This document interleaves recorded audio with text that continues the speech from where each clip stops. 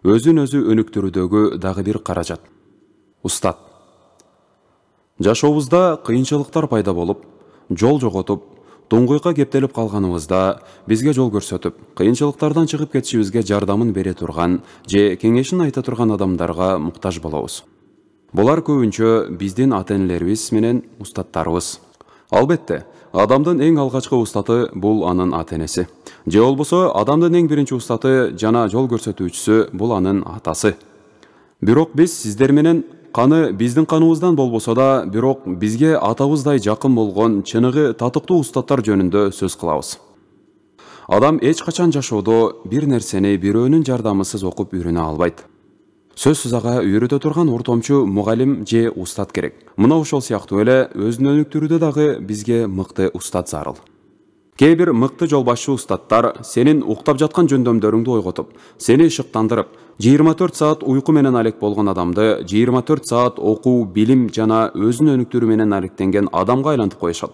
Албетте, мындай мыкты устаттар саналуу. Мисалы ала турган болсок, Пайгамбарыбыз саллаллаху алейхи ва саллям адамзат тарыхындагы номер биринчи мыкты устат. Анткени ал миллиондогон адамдарды ыймансыздык караңгылыгынан жарык нурга алып чыкты. Уктап жаткан элди ойготуп, жашоолоруна маңыздуулук киргизди. Албетте, ага теңдеш мыкты устат жок. Биздин азыркы реалдуу жашообузда бизге насаатчы, жол көрсөтүүчү, каталарыбызды оңдоочу жана түздөп туруучу устаттар керек. Себеби өмүр бизге бир жол берилет. Аны ката менен гана өткөрүп жиберүүгө болбойт. Албетте, катанын алдын алуу бул ката кетирген устаттардын катасын кайталабоо. Илимдүү адам көргөн нерсени биз көрө албайбыз. Билимдүү адам сезген нерсени биз сезе албайбыз. Тажрыйбалуу адам кылган нерсени биз кыла албайбыз. Ошондуктан биз ар дайым өзүбүздөн илимдүүрөөк, билимдүүрөөк жана бизден бир топ тажрыйбалуу болгон адамдарга муктажбыз. Ким мен башкалардын жол көрсөтүүсү жок эле көздөгөн жериме жетип алам десе катуу адашат. Мисалы сиз өзүңүз билбеген токойдо адашып кеттиңиз. Анан негизги жолго кантип чыгууну токой сакчысынан сөзсүз сурайсыз. Эгерде жолду сурабай турган болсоңуз, башыңыз айланып, токойдун ичинде жүрө беришиңиз мүмкүн. Жашоодагы ушундай бизге белгисиз болгон чытырман токой. Биз ал чытырман токойдон өтө элекпиз. Бирок бизден эртерээк өтүп, жолду көрүп койгондор бар. Биз дагы ката кетирбей аман эсен өтүп алалы десек, анда бизден мурда өткөндөрдөн үйрөнүшүбүз керек. Албетте, булар биздин устаттар. Эми мен сиздерге кандай устатты тандоо боюнча кеңешимди айта кетейин. Сиздер тандай турган устаттар төмөнкүдөй сапаттарга ээ болушу зарыл. Биринчи, билимдүү. Экинчи, тажрыйбалуу. Үчүнчү, мотиватор. Төртүнчү, жеке сапаттары мыкты. Бешинчи, түшүндүрүүсү жеңил. Алтынчы, жакшыны айтып, жаманды жашырган. Жетинчи, жөнөкөй. Сегизинчи, колк мүнөзү жакшы. Тогузунчу, пунктуалдуу. Биринчи, билимдүү. Билимдүү устат же мугалим дегенибизде билиминин эки түрүн эске алышыбыз зарыл. Пайдалуу илим жана пайдасыз илим болот. Сиз уста тутунган кишинин билими пайдалуу, тагыраагы практикалык билим болсун. Кээ бир адамдар өздөрүн билимдүүмүн дешет. Бирок алардын билимдери практикалык билим эмес. Алар маалыматтардын жыйындысын билим деп билишет. Чынында алардын билимдери жашоосун мыктылоого жардам бере албайт. Эгерде адамдын башындагы илим билими моралдык жана материалдык жактан жардам бербесе, анда ал пайдасыз илим. Пайгамбарыбыз саллаллаху алейхи ва саллям илим эки түрдүү. Биринчи, тилдеги илим бул адамдарга каршы Аллага далил болот. Экинчи, жүрөктөгү практикалык илим. Мына ушул пайдалуу илим деп айткан. Кээ бир адамдар өздөрүн эчендеген жылдардан бери окумуштуу же билимдүү деп жүрүшөт. Бирок алардын билимдери тилдердин учунда эле. Анткени алар практикалык түрдө эчтеке кылышкан жок. 15-20 жылдан бери жогорку окуу жайларда отуруп алып сабак беришет. Бирок тура калып практика түрдө китеп жазып же кандайдыр бир илимий ачылыштарды жасашпайт. Мына ошондуктан да алардын билими пайдасыз. Тилдин учундагы илим деп аталат. Эгерде алар дагы 20 жыл ушинтип тилдери менен сүйлөшүп отурушса да, билимдери практикалык жана пайдалуу билим болуп калбайт. Алар сөздү коюп, иш жүзүнө өтүштөрү керек. Пайгамбарыбыз саллаллаху алейхи ва саллям адам практик. Башкача айтканда, айткан нерселерин аткармайынча аалым, окумуштуу, илимпоз, билимдүү боло албайт деп айткан. Пайгамбарыбыз саллаллаху алейхи ва саллям адам практик. Башкача айтканда, айткан нерселерин аткармайынча аалым, окумуштуу, илимпоз, билимдүү боло албайт деп айткан. Турмушта физика, химия жана математика сабактарынан сабак берген мугалимдерди билем. Физикага таянып кандайдыр бир нерсе ойлоп тапса же жок дегенде бир китеп жазса да пайдалуу болмок. Тескерисинче жашоолорунда айлыктан айлыкка эптеп-септеп жашашат. Мен бир мугалимге кандайдыр бир ачылыштарды же жок дегенде китеп жазбайсызбы десем, мамлекет акча берсе жазмакмын дейт. Эсиңизде болсун, урматтуу окурман. Илим чөйрөсү материалдык чөйрөгө муктаж эмес. Билимди акча эмес, акчаны билим табат. Чабал жана ийгиликсиз адамдардын актануусу көп деген сөз акыйкат. Дагы башка бир тарабынан алганда, биз мурдакы устаттарыбыздын каталарын кийин билип калабыз.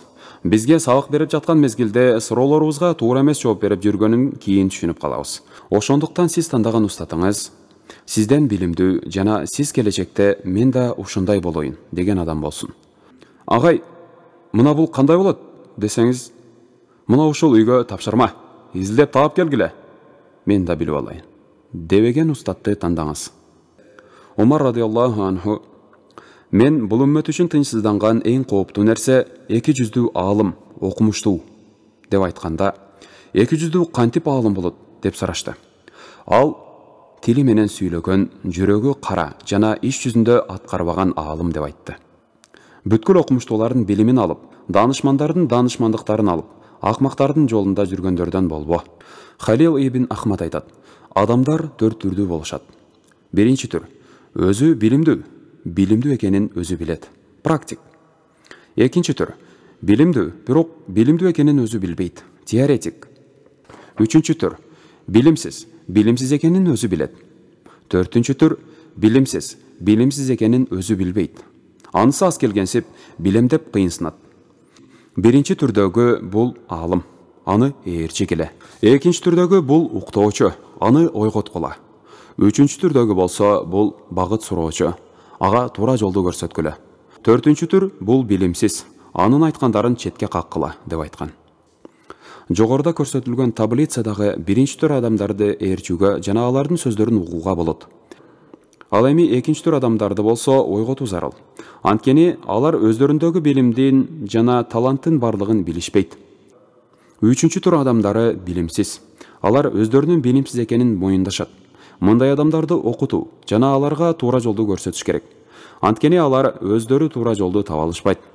Ал эми төртүнчү түр адамдар болсо билими жок болуп туруп, өздөрүн билимдүү деп кыйынсынышат. Алардын сөздөрүн угуп, иш жүзүндө айткандарын аткарууга болбойт. Анткени алар башкаларды адаштырышат. Дегел адам кайсыл деңгээлге жетпесин өзүн баарын билип алдым деп санабашы керек. Анткени адам мен билимдүү болдум деген кезден баштап өспөй калат. Экинчи, үчүнчү жана төртүнчү түрдөгү адамдар биринчи түрдөгү адамдарды ээрчиши зарыл болот. Муну төмөнкүдөй сүрөттө көрсөтсөк же айтсак туура болот. Кандай адам болбосун, практика аалымды, окумуштууну жана билимдүүнү ээрчиши зарыл. Суфьян ас-Саури аттуу аалым илим, практиканы чакырат. Эгерде практика келбесе, анда илим кетип калат деп айткан. Эгерде кандайдыр бир адам билимди алып, аны иш жүзүндө аткарбаса, билим аны акырындык менен таштап кетет. Сахлаттуу аалым: аалымдардан башка бардык адамдар өлүк. Аалымдардын ичинен практика аалымдар гана соо. Ал эми практика аалымдардын ичинен бир гана ыкластуулар жарактуу деп айткан. Малик ибн Динар айтат: эгерде аалым билимдүү, окумуштуу, билген илимин иш жүзүндө өзү практика кылбаса, анда анын айткан үгүт насааты жүрөктөрдөн кырдуу жылма таштан тамчы жылмышып түшкөндөй жылмышып түшүп калат деп айткан. Теоретиктер бизге көйгөйлөрүбүздү чечип бере алышпайт. Адам практикалык түрдө аткара баштаганда көп нерсени түшүнө баштайт. Практиктердин арасында уксаң унутасың, көрсөң эстейсиң, аткарсаң түшүнөсүң деген цитата бар. Эгерде сиз кандайдыр бир маселени жарым-жартылай түшүнүп түшүнбөй жаткан болсоңуз, анда дароо иш жүзүндө аткарып көрсөңүз, дароо түшүнүп аласыз. Жогоруда айткан эрежени мен сабак учурунда көп колдоном. Бир көнүгүүнү окуучуларга түшүндүрсөм, алар агай анча жакшы түшүнбөй жатабыз дешсе, мен дароо иш жүзүндө аткаргыла, көнүгүүнү иштегиле деп айтам. Алар практикалык түрдө аткарган соң, көрсө жеңил эле турбайбы? Түшүнүп алдык деп айтышат. Пайгамбарыбыз саллаллаху алейхи вассалам: силерди 5 нерседен 5 нерсеге, шек күмөндөн терең ишенимге, эл көрсүндөн ыкласка, дүйнөгө кызыгуудан такыбалыкка, текебердиктен жөнөкөйлүккө, душмандыктан бир туугандыкка чакырган аалымдын гана алдында отургула деп айткан. Демек мугалим күмөндөн ишенимге, дүйнөгө кызыгуудан такыбалыкка, бой көтөрүүдөн жөнөкөйлүккө, эл көрсүндөн чын ниеттүүлүккө, душмандыктан бир туугандыкка алып келе турган сапаттарга ээ болушу зарыл. Эң тажрыйбалуу жана мыкты мугалим бул эң жалкоо жана билимсиз окуучуларды окутуп, билимдүү кылган киши. Тажрыйбалуу мугалим же устат дегенибиздин эки шарты бар.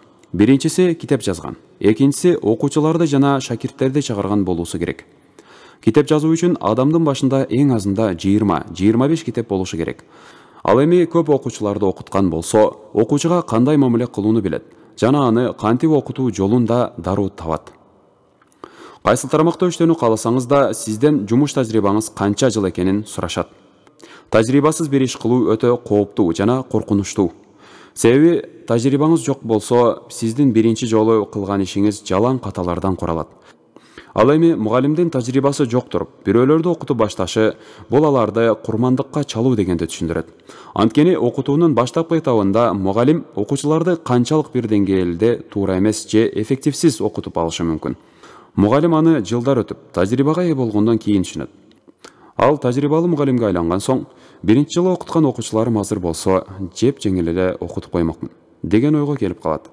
Мына ошондуктан сиз тренер, устат же мугалим тандоону кааласаңыз, анын канча жылдык тажрыйбасы барлыгын сөзсүз сурап көрүңүз. Эгерде 4 жылдан ашуун тажрыйбасы болсо, аны өзүңүзгө устат кылып алсаңыз болот. Себеби тажрыйбалуу устат сиздин убактыңызды да, акчаңызды да үнөмдөп, сиз каалаган максатка эртерээк жеткирет.